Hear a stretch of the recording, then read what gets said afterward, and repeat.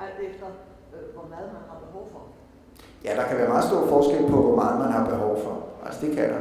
Men behovet afhænger jo også af, hvor du skal ligge henne. Men i virkeligheden, når først du har fået en patient transfunderet op til et nyt og højere niveau, så tror jeg ikke, du skal bruge flere transfusioner på at holde det deroppe, end hvis du transfunderer på et andet niveau. Vi har lavet en undersøgelse i Nordisk MDS-regi, som vi deltog i, hvor vi prøvede at sige, at nu giver vi patienter EPO, og de skal op over 7,5 eller op omkring 7,5. Hvis EPO ikke virker, så gør vi det med transfusioner i stedet for. Og så vi på livskvaliteten for den samme person før og efter blodprocenten kom fra det lave til det høje niveau. Og den blev bedre.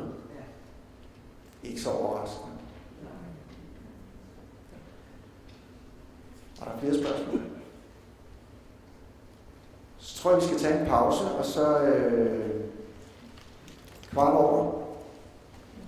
Eller skal vi gøre hvad? Helt, så har vi god tid. Er det okay? Et kvarters pause, eller? Ja, kvarters pause. Så klokken helt. Den er kvart lige nu, ikke?